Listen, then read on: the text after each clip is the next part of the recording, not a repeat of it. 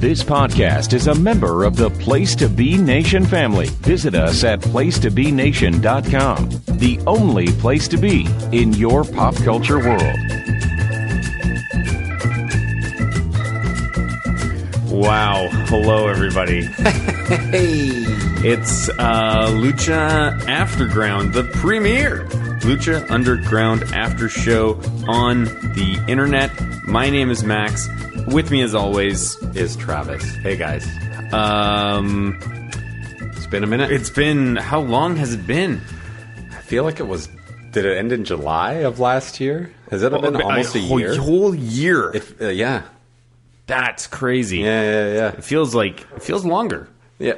Well, I thought it felt shorter, but then I was looking through the screeners, and I saw the actual air dates for the last ones, and then it was, July. Fun note for longtime fans.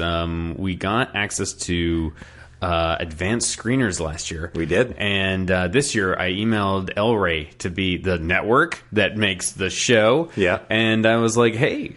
just seeing if we're going to have access to those screeners again. And they wrote me back being like, can you remind me who you are and what show you work on? And I was so embarrassed I didn't write back. No. I will, though. Yeah. I will. Yeah. I mean, I saw that, like I told you, we still have access to the screeners. Yeah, I noticed.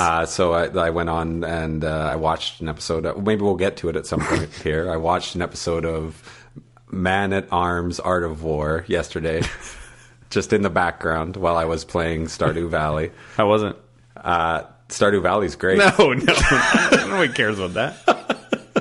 I'll get into it. Like maybe that'll be our because we'll save it. Come back after the break. Yeah. Okay, sounds good. Yeah. Wow, this thing opens up with a nice long recap, and there's so much stuff that I had completely forgotten about. Are we? Do we have news and notes? Are we gonna? Because it's been so long. I mean, there's tons, but off the top of my head, Johnny Mundo and Taya got married. Yeah. In real life. Yeah, I saw some of Melissa Santos's Instagram. She was showing some speeches. The Miz had a great speech. The Miz. Yeah. Oh wow. Yeah. That's looked fun. like a lot of fun. Looked Cool. like a good bunch of people. Everybody was having a good time. Not so like you didn't see any of the I don't know, kind of wrestling personas or like kind of. It seemed like it was all like legit people who were legit liked each other. You know what I mean? That's all you hope for. Oh yeah, of course. Yeah. What else happened? That's it. Well, there was that. Like, did you ever watch that? Did you watch the Impact Lucha Underground matches? The crossover. Didn't. I did not either. I keep trying to remind myself to check it out, but it sounded like it had some good stuff. Yeah, I'm sure. Yeah. Yeah. I mean, our beloved friend of the show, Ravenous Randy Myers, is working against Johnny Mundo, or as he's called in this promotion, Johnny Defiance. For Defy Wrestling here in the Pacific Northwest in Seattle, so that was pretty cool. is that a new? That's news to come. Yeah, that's some news. Yeah. So that's cool. What else? I mean, I don't know. It was weird. Didn't know what to expect in terms of a lot today, and especially in terms of like who is going to be there and who wasn't going to be there. Some interesting omissions, some interesting returns. Well, I think there was lots of people that were not in this episode that are confirmed in the show. Yeah. Right? Cage was not in this episode. Yeah, that was surprising. Yeah. Cage wasn't there. Taya wasn't there. Jack Evans? No. What's his face? Darewolf. Yeah, also not there. I wonder. I'm gonna have my eye on his fingers. Yeah, we all will. Just like Harold Lloyd, great silent comedian Harold Lloyd, who lost a finger. We talked about this a long time ago. I know you can't remember. God. Just like old times. Yeah. He's not Canadian. He's from Alberta. Oh man, how have you been? Like Max and I haven't really hung out in a long time. We don't see each other outside of this. We still talk via text every now and again. Yeah, life has been good, man. Yeah. Got a new place. We're in a new recording studio. Yeah, that's right. Yeah, no, life is good. very busy, but good. Trying to be less busy. And yeah. What about you? Same thing. Ups and downs. I posted my last ad where I played a robot. Did you see that one? Did you see that one? It's very disturbing. It is, but it's good, right? Disturbing in the way it's supposed to be. I don't know. You don't think it got the point across? Oh, yeah, sure. Yeah. Oh, I'm not critiquing the ad. I'm saying seeing you in that makeup is very disturbing. Anyways. That was a lot of fun. That's the longest I've ever shot in one single day. 13 and a half hours on set in makeup. All right. Well, the reason why people are here is not for us to talk about our bullshit. Exactly. They're here to listen to us talk about Mr. Pectacular. Exactly.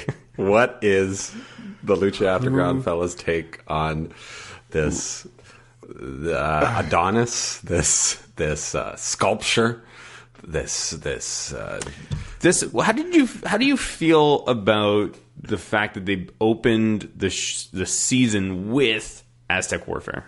When I heard about it, I was super jazzed. Yeah, me too. I was super excited. I was like, this is great. We're going to see everybody. This will be a great way to be introduced to people. I said, aside from the talent that they have helped promote and who are in a better place now than they were before Lucha Underground, I think Aztec Warfare is the best contribution that Lucha Underground has given to the wrestling world. This template. Sure. I think... I know they do it. But isn't that the Royal Rumble? Isn't that the Royal Rumble? Yeah, they're not throwing people over the top rope. It's all pinfalls or submission. That's true, and actually, that's a good point because you get the variety that the Rumble brings, but you still get to see finishers, right? Should we just? Yeah, let's get to it. So. Recap. I'm out of practice. No. Okay, man. Let's do this. The recap. That's how it starts. Lucha Underground Season 4, Episode 1. Hi, guys. We missed you. Welcome back. I'm Heffe! Yeah. Oh, God. Poor bastard. Recap. It starts with Dario being let out of jail. This goes back quite a while. Well, that's Season 3 or Season 2? I gotta remember anyways. Reminds us of the gauntlet and reminds us of the eyeball squish.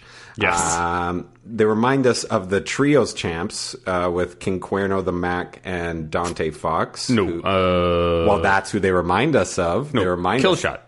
What did I say? King Cuerno. Pardon me. Killshot, the Mac, and Dante Fox. And they remind us that Pentagon is the new champ, and they remind us that Dario is dead. That was... I had forgotten about that. You've forgotten about Dario being shot. Do you think that Dario will remain dead for this entire season? Good question. Because he's definitely dead now. Yeah. Until when he was in the coffin, I thought maybe his eyes would open or something, you know? Yeah, who knows? It's comic book rules, right? Only exactly. Bucky stays dead. Not even Bucky stays dead. We have to talk about Antonio Cueto. Yeah. Well, that's our opening scene. It opens with Dario Cueto's funeral. There's basically only two people there, and enter Antonio Cueto. At this point, I'm feeling very good. Me too. About this episode. Me too. I'm like, who's this guy? This is awesome. This is great. Yes. It's the same actor, clearly, which is playing his father. Playing his father. Yeah. Yeah. The wig?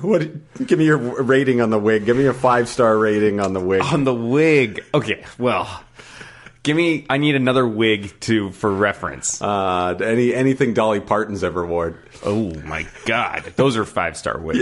Yes, they are. And this was more like what's a 0-star wig? Like a bad toupee. Yeah. Just falling off. That's super obvious. Did you ever see the movie Blow? You know the movie Blow? Yeah. Remember Johnny Depp? That had really bad wigs throughout that film. This was a 2.5-star. Yeah, that's what I was going to say. But the beard, that was a real beard. Yeah, that's a real beard. And I'm going to give 5 stars to the cataract eyeball. Yes, that's what makes it. And nice touch on the cane. Yeah. You know? Oh, yeah. His, whatever happens with this guy, I don't know yet. I think the verdict is still out on whether or not we like this character as much as we like Dario.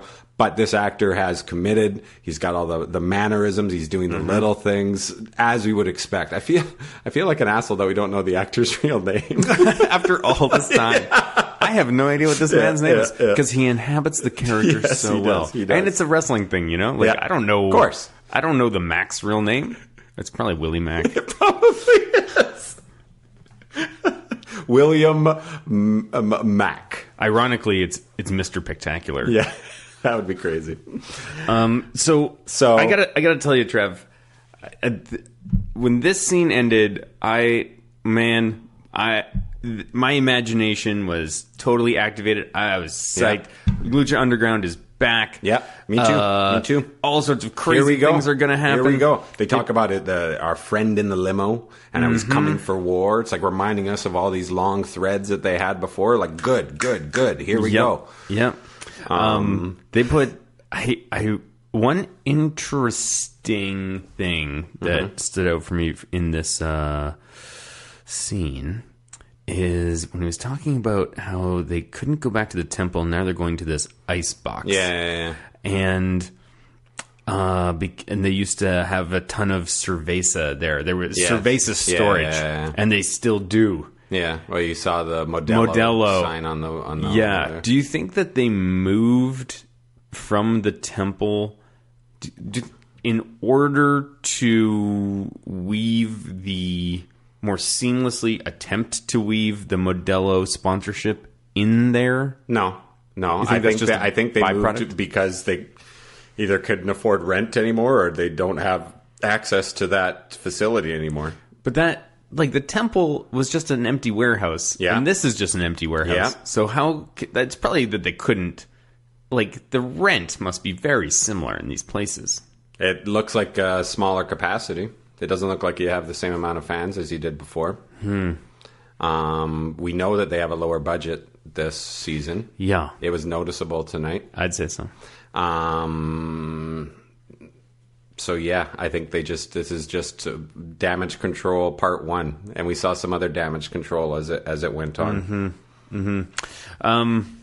So we go. I did want to mention that Dario had ordered a hit on his father. They mentioned in that intro. No, I think Dario's father is the had person ordered a hit on Dario. Okay, And that's who Dario was calling. He was trying to call his own dad, who'd wanted him killed. Yeah. Okay, that's a nice little tying that knot up. Sure. Yeah. And then we enter the new temple. Yeah. The ice temple. The ice temple. Well, like, I mean, that's how they had sold it on who was it? Like, who was it? Was it 411 Mania who had the first leaked pictures of it a while back? I thought, okay, this could be cool. Yeah. You know what? I hate the ropes, dude. Well, I was going to ask you about that. I hate the ropes. What? Yeah, like, why? I think it's the Modelo colors. You might be right. It doesn't match. It doesn't match. It looks too professional. It looks too wrestling. Yeah. It looks too 1980s wrestling. Yeah, it stood out to me too. Yeah. Maybe it'll grow on us. They're different colors. Why? Blue, yellow, and blue. Yeah, I don't know, man. Which has never been a color scheme in anything in Lucha Underground. Yeah. What I would have liked to have seen is just the temple, but with some blue accents. Sure. You could some navy blue ropes, sure. White ropes. Hey, now we're get out of town. But the yellow and blue, I think that's part of the Modelo thing. Yeah, you might be right.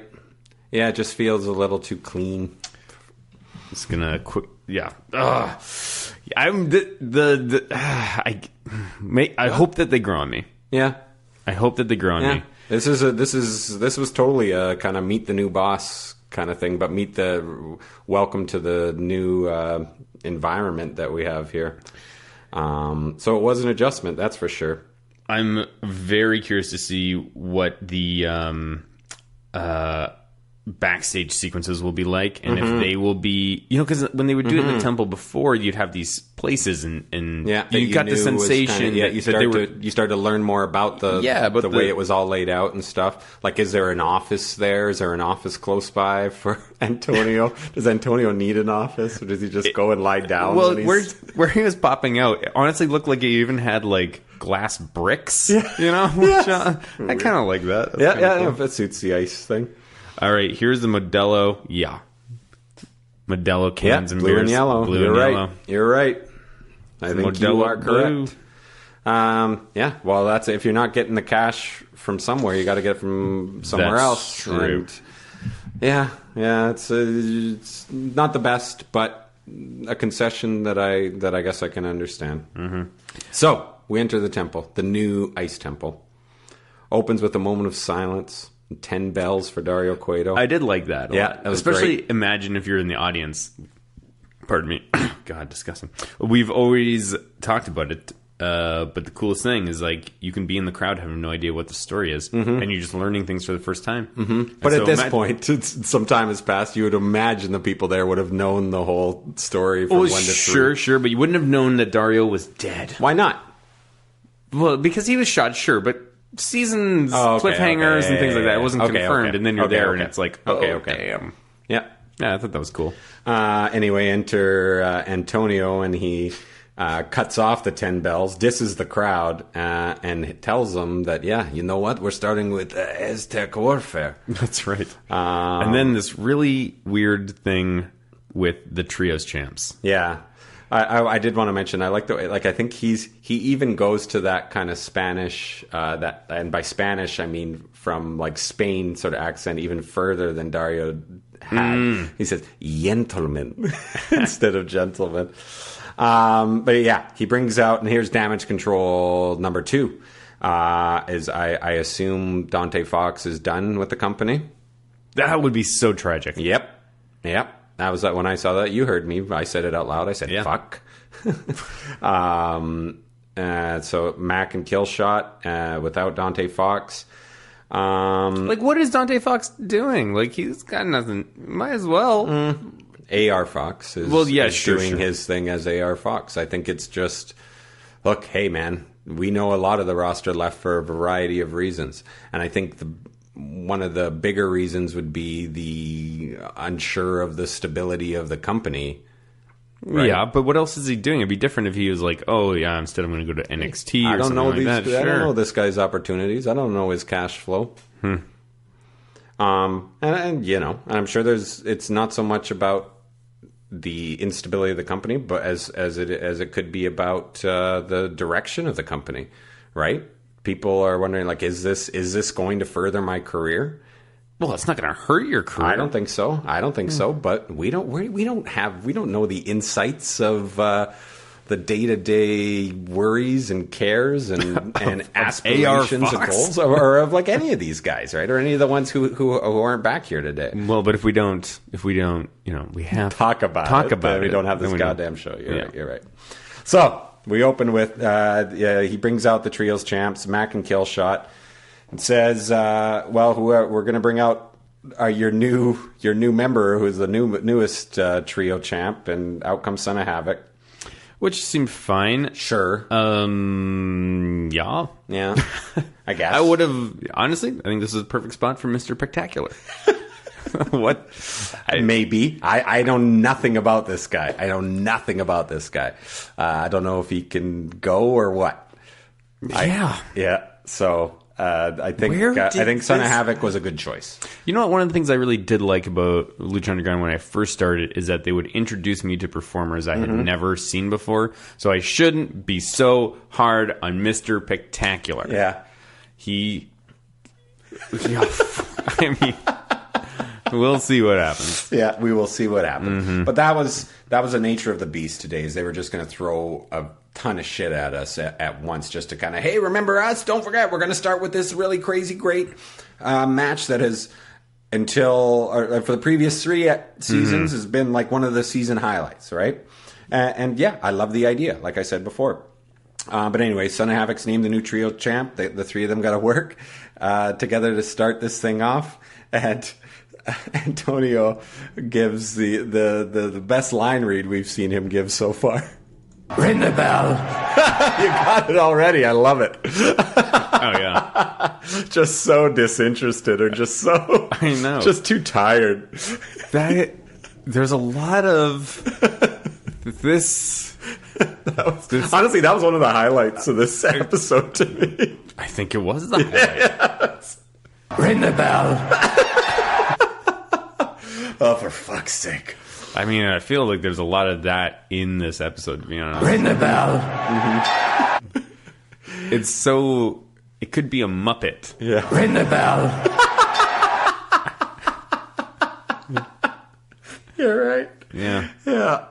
Anyways, this is when I noticed the ropes for the first time. I was going to ask you about it, but Yeah. I got your thing. And they started banging the drums of war. It felt like 20 seconds in. There was noticeable edits here really early, especially in the first 5 or 6 guys. It felt like they were really kind of speeding things through.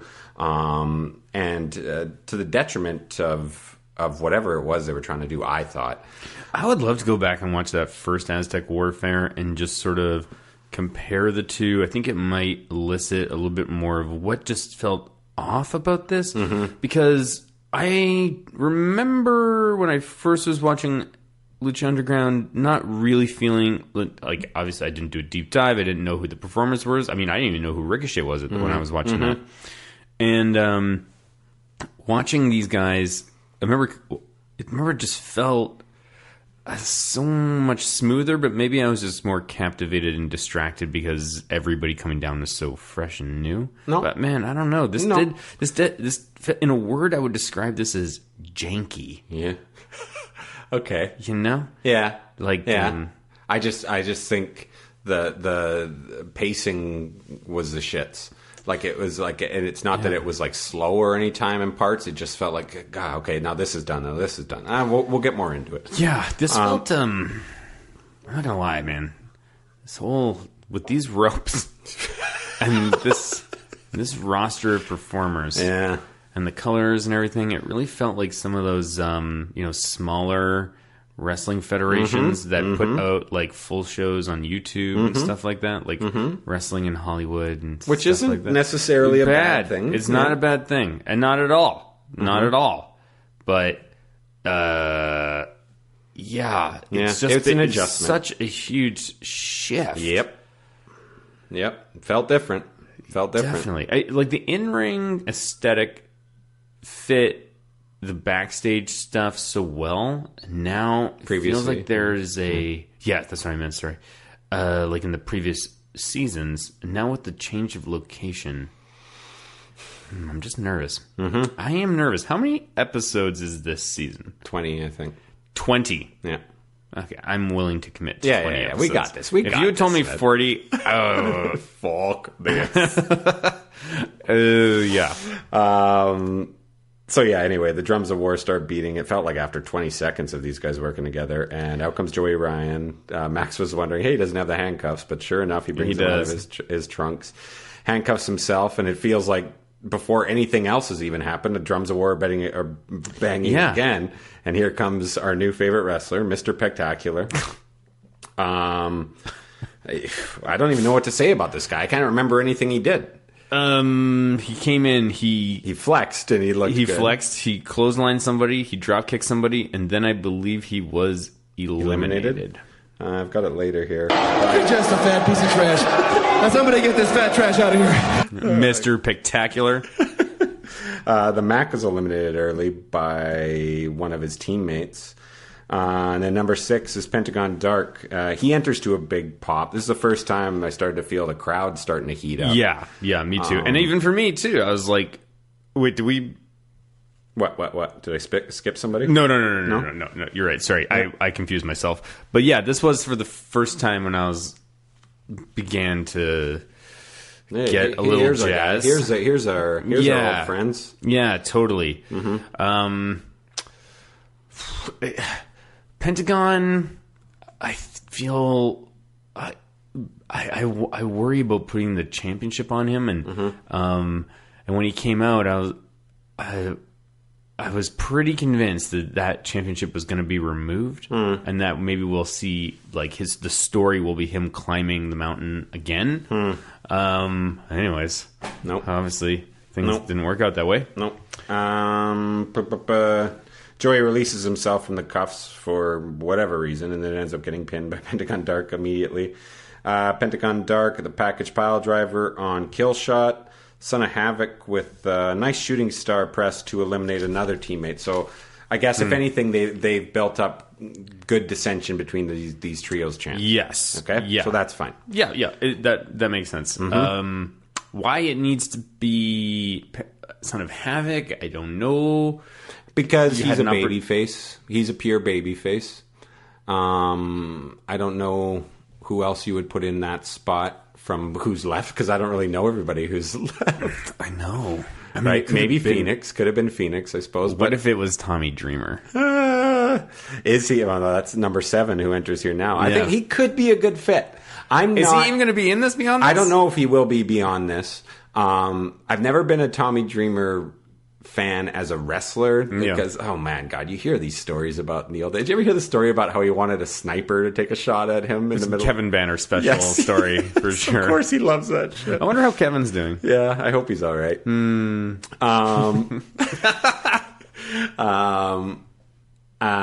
But for some reason, I'm like, yeah, okay, sure, yeah, let's see how this guy fits into this little shit show, you know? Totally. Yeah.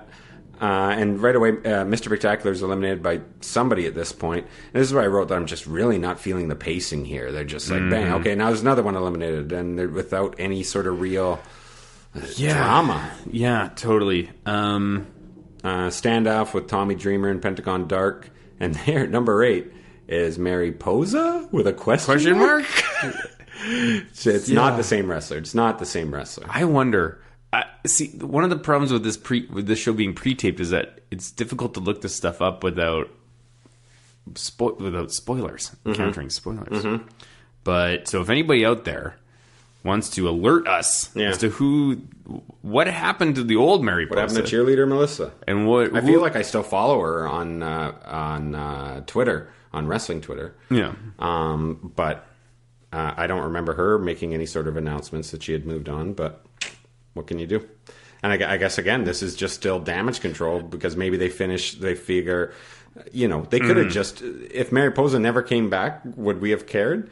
No, I hate to admit this, but no. No, especially if Marty's still there. But Yeah. I think they must have an idea for some sort of loose ends that they want to tie up with the two of them or something. I guess. I mean, those characters are their IP. So, IP? like, their intellectual property. Thank you. Yes, of the program. So it's beneficial for them to keep those characters alive. But the same could be said about Prince Puma. I was just going to suggest. Dr. Wagner Jr., is he intellectual property? I don't think That's so. who like. That's the one thing we had talked about. The one like real movement I really tried to get going during our break off here, when I saw what a handsome son of a bitch Dr. Wagner Jr. is, and like super stylish. Yeah. That like, hey, we love Antonio, but man, that's the guy I wanted to be the new kind of leader of the temple. Like, class this shit up a bit. Man, I wonder if is he just done wrestling? I don't know. I don't think so. I think he's still working, just with with no the mask? Yeah. Probably comes out with the mask and then stands up on the turnbuckle and pulls it off. And Yeah, you just hear the people screams, love it. just the women screaming. During the break, I started watching some Lucha Libre. Yeah, And CMLL, for the most part, I mean, it's actually very hard to sort of get into. One, because the announcers. So one of the easy things already, one episode back, I'm already talking about how Japanese wrestling is the best. But one of the cool things about watching Japanese wrestling is like the audience is so controlled, and they applaud and cheer at exactly the appropriate times. Yeah. And the announcers are also the same. They're very calculated, and you don't even have to understand the language, and you'll know when something meaningful is happening. The Lucha Libre audiences and announcers are almost the opposite, where it's just chaos at all times, and the announcers are just, it's like a party, like with the sound and all the stuff that's going on, and the announcers are just like, just talking, feels like they're just talking to each other. And then matches are just taking place. It's like you might as well just watch them with no sound at all. Yeah. So do you it have really something takes you can away. recommend? I'd heard about like this. There was like an 8-minute like sprint involving like 6 different wrestlers that I heard was just a crazy spot fest, but was really something. I sent that to you. Did you? Is that what you sent me? I'm sure I did. Yeah. Yeah. That was awesome. That was from AAA. Yeah. And there's been some really interesting, man, you want to see some weird stuff. Start watching some like independent Lucha Libre. It's like just very, very bloody. Yeah. And like just in like not all of it is super bloody, but some of it is, and then some of it is like this high flying action taking place in like a tent, being watched by like 4 people. These people are like killing themselves. It's really weird. But the biggest revelation were some of the mini matches, like just the amount of like mini wrestlers. There's a guy called Microman who is so tiny. It doesn't make sense. He's just a head and legs. He's like that old In Living Color sketch of like the head detective. That cop, Yeah, he's like that. But those guys, because they have to work, they have physical limitations. They have to tell good. How do you figure? They have to tell really good stories in the ring, and they do, and the crowds then like get crazy. Yeah, so watch any Microman matches. Good to know. Yeah, really interesting stuff. But for the most part, it's a little hard to get into. Yeah, I've heard that. I've heard that a lot. So, anyways, Mariposa. Mariposa. Yeah. Now, could this just be cheerleader Melissa maybe gained I don't think so. I don't like not those not the arms. She wouldn't have gained weight in the arms. That's true. Or in the breastal region. That was a noticeable difference. Yeah. Anyways, she comes in and starts throwing the kendo sticks around. She seemed very different in the ring. She did not seem confident, whoever that person was. Nope. And she was eliminated right away by Son of Havoc. Yeah. So, fine. And at this point, I'm beginning to get very worried. Yeah, me too. Yeah. Me too. Me too. Yeah. This is not going great. Nope. And Tommy Jr. brings out thumbtacks into the crowd. That was all right. Yeah, sure. That's what he's there for. Yeah. And gets driven onto them, and then he's pinned by Pentagon Dark. Oh, man. The thumbtack, he had a thumbtack in his elbow. Did he? Like, there's just so little muscle or fat there. It's just like bone and skin. Embedded in his bone forever. Dear God. Yeah. That's really rough. Yeah. Yeah.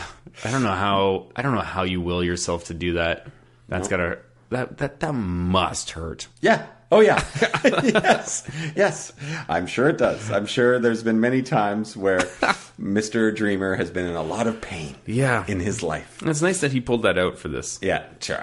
That's what, like I said, that's what you expect when House of Hardcore, as his promotion is called. I noticed it on his T-shirt. Yeah. Oh, yeah. There you go. This is a cross promotion to the max here with this budget cut. Yeah. Anywho, number 9, Vinny Masato enters with a pizza joke. Matt Stryker makes a Pizzagate reference. Remember that? Pizzagate. A person fucking died. Yeah.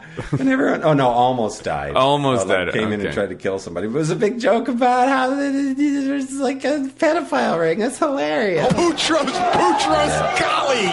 Yep. I have really mixed feelings about the pizza gag. Yeah. I don't care about this character at all. Yeah, no, I know. But he's just there to pop the boys and like one of the things, whatever. Yeah. I think it might have worked if up until this point there had been good action, right? So you can cut to like this kind of comic relief. And we get a break. We need a breather. Yeah. But there hadn't been great action. It just felt like elimination. And he doesn't pay the pizza boy. It feels like the pizza boy should have done something to him. Something. Yeah, we're just supposed to forget about that? Or, oh no, maybe that's the start of Vinny Massaro's season-long arc. Oh, God. Will the pizza boy be paid? You know what? You won me over. I'm into it. Good. So Pentagon Dark hits move onto the pizza to eliminate him. Sure, and then there's that. A lot of strength from Pentagon Dark to do that. Yeah. Was it a package pile driver? Yeah. One of his on a man of that size. Yeah. Yeah, it looked great. Yeah, Pentagon Dark looked good in this match. What has happened to Vinny Massaro's physique? Was it ever? Well, you go back, you watch his when he was a jobber in season 1. Yeah. A lot different. Maybe he's embraced. He was wearing a what do you call it? A tank top, a white tank top. No, that's before what he was wearing a singlet. A singlet. Thank you. Yeah, I remember with the Italian flag on it and stuff. But then I think we'll do one more entry before we go to break, because this is number 10, which was a surprise. Hernandez returns. Yeah, and he looked cut. He looked different. He had a new attitude.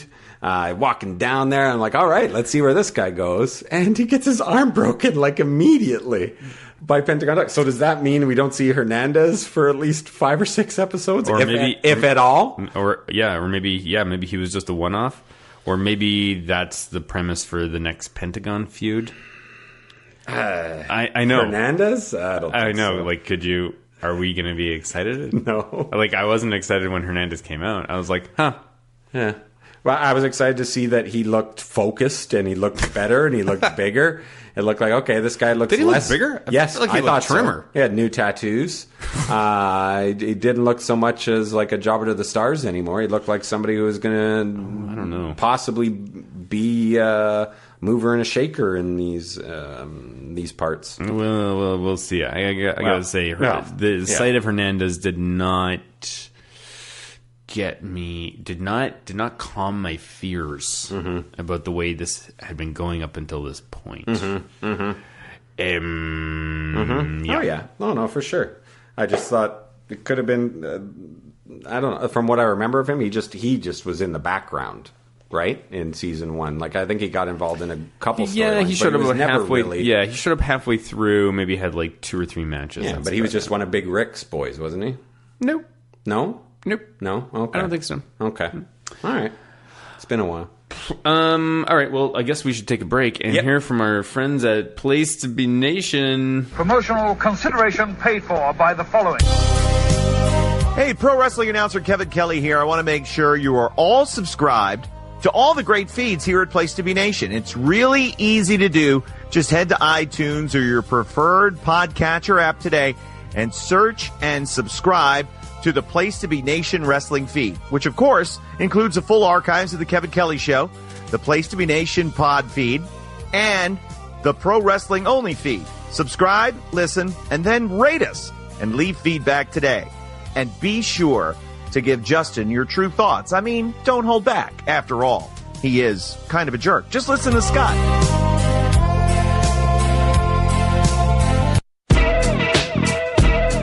Place to Be Nation's JT Rosero and Chad Campbell here. We want to let you know that we have a ton of great podcasts available to you on iTunes, Stitcher, Google Play, and PlaceToBeNation.com. We offer them to you on 2 great feeds. On the Place to Be Nation wrestling feed, we bring you the Mothership, the Place to Be podcast, along with Main Event, Survey Says, the Monday Night Wars, and our monthly pay-per-view reaction show, as well as Jeff Learns Wrestling. In addition to these full-length shows, we also deliver special network podcasts and pod blasts on topics old and new. Over on the Pro Wrestling Only feed, we dive deep inside the wrestling business with a stacked army of experts leading the way. The feed features potpourri shows such as This Week in Wrestling, Greetings from Allentown, Match of the Week podcasts, and the Military Industrial Suplex. We also have shows that focus intently on certain topics like Through the Years, Worldcast, Strong Style History, Strong Style Story, and Mount Olympus. Plus, the feed has the full archives of legendary shows like Titans of Wrestling, Where the Big Boys Play, Letters from Center Stage, and Letters from Kayfabe, plus much more.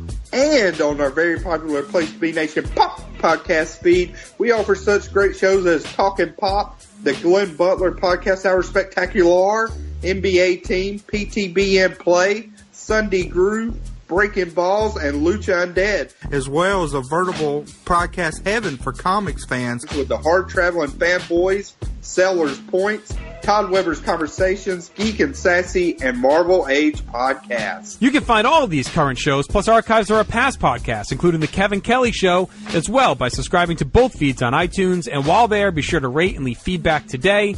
All these shows, plus others, available at PlayStation.com, where we cover pro wrestling, sports, movies, comics, plus in-depth stretch projects and more. Be sure to support our site by using PlayStation.com/Amazon when doing your online shopping, and download our free PTB Vintage Vault Refresh ebooks via the links on our site. We also want to thank our friends at Boneheads Wing Bar in West Warwick, Rhode Island, and Fall River, Massachusetts, and thehistoryofwrestling.com. Be sure to follow us on Facebook, Twitter, Instagram, and Tumblr as well. PlayStation.com, the only place to be in your pop culture world.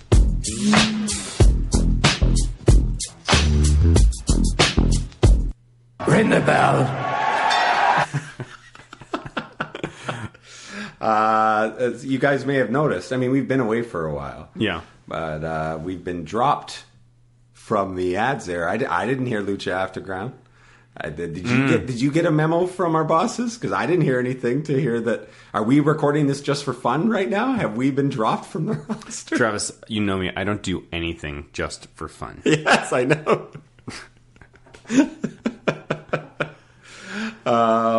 Yeah.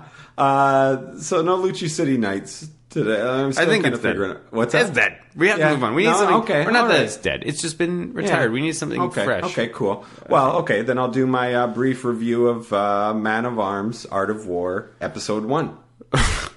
Very quickly. This is a program on El Rey. El Rey Network, because we get the access to the screeners. Like I said, as we mentioned, we don't have access to Season 4 yet, so I watched Episode 1 of Man of Arms, Art of War, hosted by Danny Trejo. Episode 1 is on Kung Fu, the weapons from Kung Fu. And what they do is they've concentrate on two weapons in particular. Max, you are a Breath of the Wild fan. These are very similar to a couple, like one really good kind of spear kind of thing that has like a good kind of little some kind of Kung Fu spear. And also, do you remember when you fight the Yiga clan and occasionally you'll beat a guy and you'll get like those kind of circular kind of like sure. Those were the two like they a circle with a bunch of like spiky swords out of it. Yeah. So they had done research on this and like looked at all the things and the presentation it's your standard kind of History Channel type reality show where they will cut between like these historians who are talking in a very kind of if you go back to the feudal times you'll know that this was used, but then they'll cut to the guys who are like the actual people who are cutting or making these weapons. They're creating them from scratch, and they all have this kind of tough guy, like they're like these old like like smelters or like guys who have worked in metals forever, and they all kind of have like this kind of tough guy edge to them. So what we're gonna do is we're gonna hammer the heck out of this and get a good heat going on this before we start kind of doing it. This sounds like it's gonna be every episode. Yeah. I think that's basically what it is. Do they cut a dummy with it? Yes, it all builds up to like some guy who's how do they work? And there's lots of references to like old kung fu movies, which fits in with the El Rey brand, and because there's lots of like they have a lot of shout outs to the old Grindhouse, that Robert Rodriguez style. Mm-hmm. It finishes with like some guy who's like this a master of kung fu weapons, even though they don't know. There's no evidence of these weapons ever being used, but they're trying to figure out how they would be used. So they give them to a kung fu master. Yeah. Or some guy who knows how to can improvise how to do these things. And they had 3 different dummies set up. One was just like a human skull that he first like kind of just stabs through with the thing and pulls it through. And then a really good one where just like a guy hanging, and that one you really got a good gist of how it worked. And the other one was a guy, who was on a horse. So like with this, like you'd stab at him and then pull him down and then stab him with the other side of the spear. And everyone's like kind of, woo, wow. After he does this kind of like thing, everybody watching, all the guys who had built this and stuff. I should mention all the guys who work on it, who put on these tough guy things, are either just like super scrawny nerds or like uber overweight, people who like you can tell they like medieval times. I mean, it sounds like the wrestling demographic to me. Yep, it does. So anyways, after this Kung Fu Master does it, they give it to Danny Trejo, who's like, kind of still kind of playing this. Love him. Yeah, but still kind of like, oh man, yeah, that's the kind of weapon that really leaves a mark, like that was his kind of comments. And after they give him a chance with the spear as well afterwards, and his spear through the skull, they added like blood to make it a little more grotesque. So this is good for his brand. Yeah. So that's Man of Arms, Art of War. All right. So we've got 10 wrestlers in the ring, continuing from where we were. Wow. Yeah, Son of Havoc. So here's the first time. This is after 10 wrestlers are like halfway through this match. Finally, Son of Havoc and Pentagon Dark have some nice wrestling and some nice work that finishes with Pentagon Dark hitting a lung blower to eliminate him. I mean, it was literally 5 seconds, but it was more like good, like kind of chain wrestling and the lung blower especially stands out in my mind because it was the first. Yeah, it felt like the first full sequence, and then it ended with like a picture perfect, like delivery, perfect pitch, perfect sell. It was great. It was the best piece of wrestling so far, for sure. Yeah, and it's like, there's great wrestling on this show from time to time. Yeah, man. Yep. Anyways, number 11, Johnny Mundo, welcome back. It's good to see. That felt great too. Yep. Yeah. Good to see a guy who like feels like a star. And then number 12, at first there's nobody. And who did they say it was supposed to be? Angelico. Yeah, and then they never really explained why he wasn't there. But then Ricky Mundo shows up with a doll. So here's my theory: is they're finally paying off those fucking pictures? Yeah, that's what I think. I think so. I think in the final sequence of last season, he found the doll. Maybe. Man, we should rewatch 12 months ago. Yeah. So yeah, of course, the two of them start a double team on Pentagon Dark, but Ricky seems obsessed with this doll, and Johnny and Mundo eliminates him after Ricky had kind of turned on him with a pin attempt. So yeah, I like that moment there. Johnny was like, "Are you crazy?" Yeah, that was good. Yeah, I liked it. Finally, 13 is Phoenix. Yeah, that felt good too. Yep. Yeah, and he enters and shows up with his. There it is. There's that trademark great rope work that he does. He's killing it again. Some really good stuff there. 14, Jeremiah Crane enters with the chair. This guy's reputation has really changed quite a bit. Yeah, in the time since we've left or since we last talked about him. What is your? I suspect that a lot of it is all work. I mean, I know he smashed. Well, there was that one. Yeah, that was an accident. Obviously. But I think that he took that and he is working it. I think it's brilliant. Yep. Or he's just a huge asshole. Yeah, I don't think so. I don't think so. I don't think he'd still be getting work if that was the case. Yeah. So, anyways, there was a move onto a chair. Oh yeah, Jeremiah Crane tried to hit somebody onto a chair but missed it. But it was still that was Phoenix. Yes. Yeah. But it wasn't a pinfall, anyways, was it? I don't think so. No, it wasn't. It's fine. Yeah, a lot of this, even the more experienced workers, they maybe it was nerves or I don't know what, but some of this stuff just was not really connecting. That miss on the chair. Yeah. At this point, I'm like, ooh, this is not going good. No. Yeah. I didn't think so either. Yeah.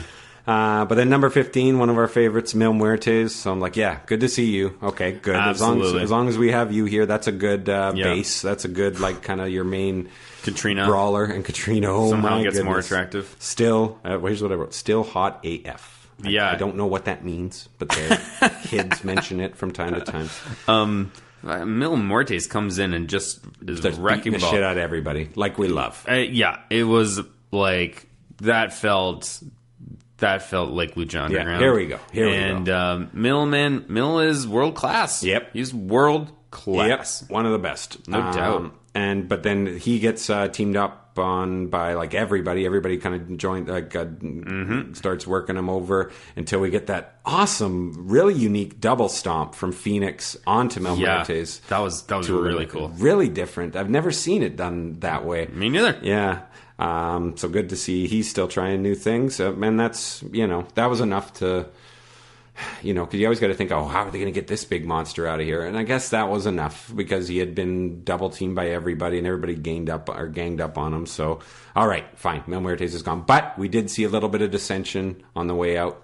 As we always do between those two, though. That's sort of par for the course for them. But today it was kind of a little extra fun to see Katrina leave. Number 16. Oy. Daga. Hey, looking great. Shocker. Looking hot. Hot entrance. That was one of my old favorites. I popped harder for Daga than I did for Tommy Dreamer. Yeah. Looking good. Good return. Good return. With Cobra Moon at his side. Cobra Moon, so good, man. Love Cobra Moon. I don't know. She is just commits. Like, she would just be such an asset to any promotion. Just in terms of her coming out, Daga's there.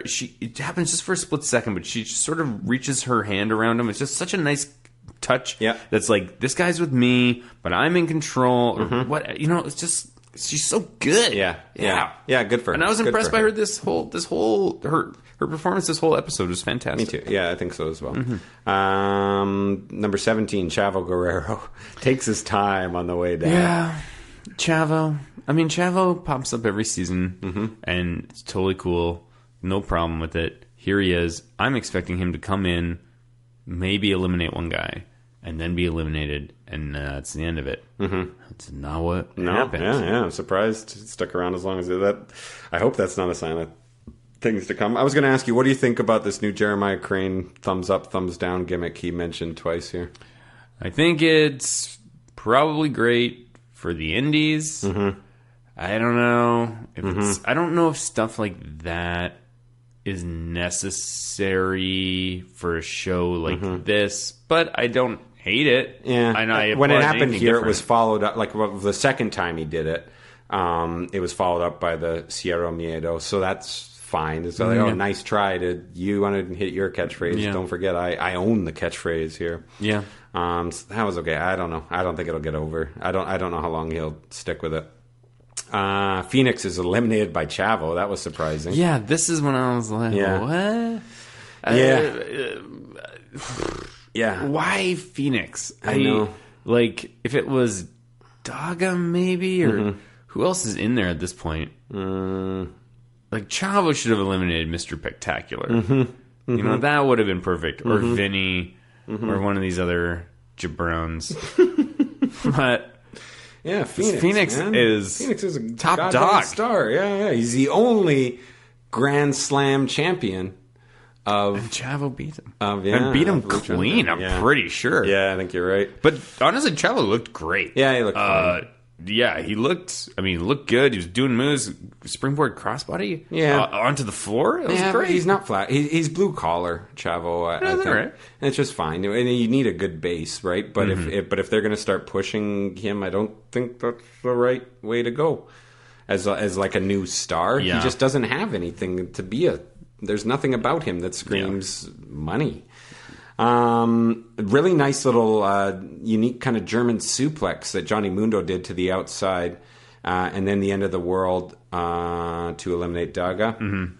Number 18, King Cuerno, who also looks great, longer hair. Yeah, man. Great crossbody to enter, and then hits that trademark tope that they really kind of Cuerno busting out the knees too, which was awesome. Yeah, it was a V trigger party tonight. I counted at least 8. Dude, Omega has revolutionized the scene. Yeah, it's true. Who? Yeah, just kidding. Number 19, Dragon Azteca Jr. Crowd is not too hot at this point, but Dragon Azteca really served to pump them up. He kind of came in this sort of a kind of house on fire here.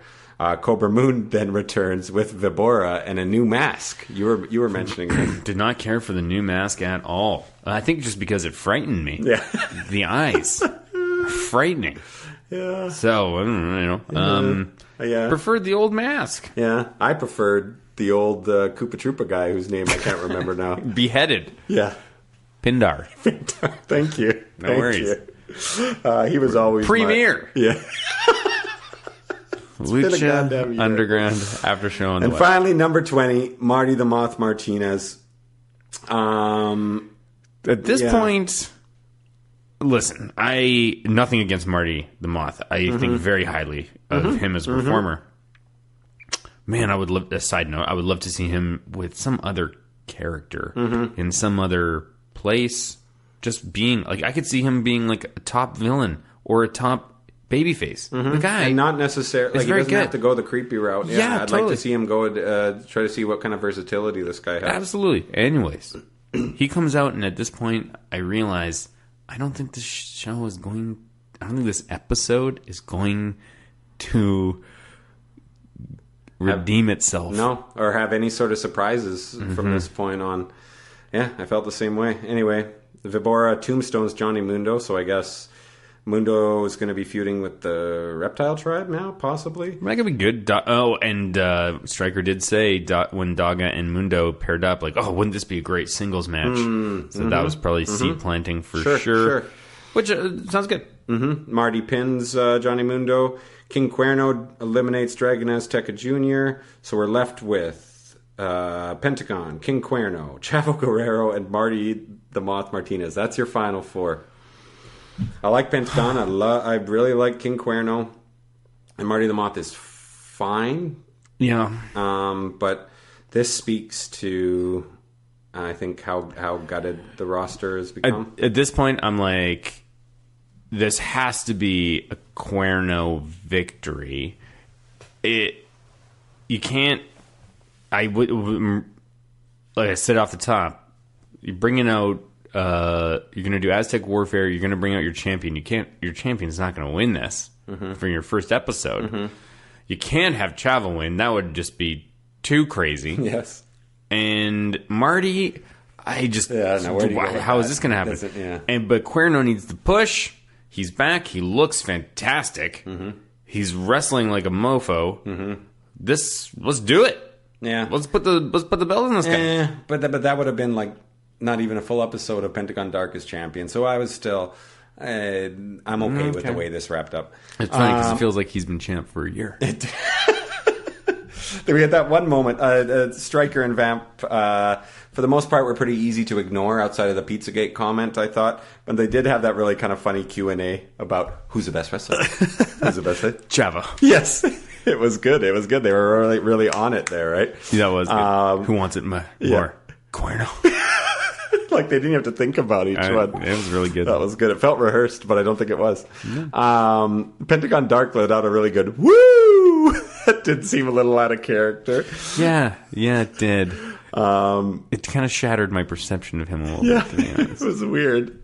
Anyways, who hits? Who was it? I have CG written down here. Who the fuck is that? Oh, Chavo hits the gory bomb on King Cuerno to eliminate him. This is a guy, all of a sudden, Chavo's getting booked like a star, which we'll see where that goes. I know. That was messed up. Yeah. And then Pentagon Dark eliminates Chavo, and Marty and Pentagon Dark are the final two. Thought Marty looked pretty good here. Curb stomp for a near fall. Another near fall after that. Pentagon Dark hit that nice flipping pile driver on him before hitting the package pile driver for the win. And then post-match, Pentagon just breaks another arm. Marty's arm is broken. So we've got Marty's arm is broken and Mr. Pectacular? Or no, it's Hernandez. Mr. Mr. Pectacular. It could be great. He could be awesome. He could be our new favorite wrestler. He has somehow already, just over the course of recording this podcast, I think he might be my favorite character this season. He feels like a character in Punch Out. This is C. Gorgeous! Man, I don't know. So yeah, enter Antonio. Yeah, exactly. So yeah. Enter Antonio. Congratulations. I'll tell you what. I don't think I went lower than 4 stars in any of the previous things, and this didn't even come close to Snowflakes. Under 3 for sure. Yeah. Well, let's wait and see where all these characters go. Yeah. But I'm just talking about in terms of this full match here. No Masquerita Sagrada. No Taya. No Cage. No Drago. No Matanza. No Aerostar. Yeah, I was thinking about that in the middle of this, as when we were talking about this. He's still around for sure. Oh, I hope so. Yeah. I mean, Evans and Direwolf. What's really interesting is the sheer volume of Mexican wrestlers is quite staggering. And so I don't quite get why it is necessary to have somebody like Hernandez when you could have Psycho Clown. Give me Psycho Clown, man. Psycho Clown. Dude, there's a lot of very, very talented luchadors out there. And they don't have a whole lot of opportunity, so... Yeah, who knows what the deal is in terms of contracts and what's available. Like, because we, in the previous seasons, we learned how much they were... certain talent felt kind of handcuffed to this promotion for a long time, right? So who knows? Like, I wonder what the reputation is. I know Vampiro isn't beloved by everybody in the wrestling community as I'm not talking about just like an individual, but as like a promoter and somebody who's booking talent. So very true. Wrestling is very disorganized. Yeah, and it's a small world, right? And if you F over one person, then, word travels fast. No Sexy Star. I don't think we're ever going to see her again. Oh, yeah. Oh, I wonder, or is Eva Lee still in the roster? Oh, yeah. I hope so. I'd like to see her again. Totally. I like her face. Yeah. Anyways, Antonio enters and says, "Congratulations." Hey, wait. What about Black post-match? Lotus? Didn't she show up at the end and break and do something to Dragon Azteca Jr.? Yeah, they have a history. I feel like she did show up in that last season too. Yeah. Yeah, maybe we'll see her again. Maybe it's just... Yeah. Well, I mean, we saw Rey Mysterio Jr. going to Matanza's cage in the last... That's all we saw of Rey in the last episode. So I don't think... Ray's done. Right? No. You saw Ray a week ago, buddy. In New Japan. But he can wrestle other places. But no, he's not Lucha Underground anymore. Arr. Antonio says, I'm a better promoter than he ever was. So he's like, so he says, next week will be Pentagon Dark versus my only son. I like Matanza. That was a nice touch. Overall, this episode just never really grabbed me. Outside of a few moments and that really good opening with the funeral. It just had no room to breathe. And I think this is just, as I said, damage control, but just felt like exposition for season 4. Yeah, it's true. What do you think about this idea? I had this idea halfway through. When there was... You start a season with something like Aztec Warfare, and then you have all these weird things happen throughout it, like doors open and nobody's there. Ricky Mundo comes out with a doll. You're like, what's this doll? People are acting out a character. And then, every episode before that, after that, shows what happened to these wrestlers right before they went into the thing. Hey, that would be amazing. Yeah, right? But that is way too ambitious. I love it. I'll do like a Memento kind of thing. Yeah. I'd love that. Of course I'd love that. Any sort of unique type of storytelling in wrestling. That'll be huge. This is great. You know who we didn't even fucking mention, dude? Well, you're swearing a lot. Sorry. Max doesn't drink during the week, so I had to finish. Usually I bring one beer, one tall beer over that we share, but I had to do it all by myself. Sorry. Is Drago, dude. I already said that. Did you say Drago? Yes. Are you sure? Yes. You sure it wasn't Daga? I said Drago. All right. Oh my! I don't remember. God. I don't remember. I remember we talked about Aerostar. Dark arts, my friend. It's I said the name, and he's still involved with Impact. So you got to imagine that because you're starting to see all that Lucha Underground talent showing up on Impact. It seems like they've changed whatever these contract stipulations were that they had. Sure. So if he's there, then that means he should be showing up. How funny was it to see him? Like, I'm sure you saw. Did I send you pictures of this when he was showing up on Impact wearing a T-shirt? Oh God! Drago's Instagram or Twitter is amazing. Yeah. Seeing very strange things all the time there. Well, that's it. How can people find us on social media? Yeah, we're still there. Yeah. On Twitter, at Lucha_Afterground. If you've been watching this, if you've been listening to this podcast for an hour and 6 minutes. Wow, I'm surprised we went as long as we did. Talk about two jabrones talking about that episode of Lucha Afterground. You better fucking follow us on Twitter. Yeah, give us a follow. We could use some boosts here, guys. Tell your friends. It's good to be back, though. It is. Good to see you guys. Good to talk to you, Bobby C. How you doing? We'll be here next week. The question is, will you join us?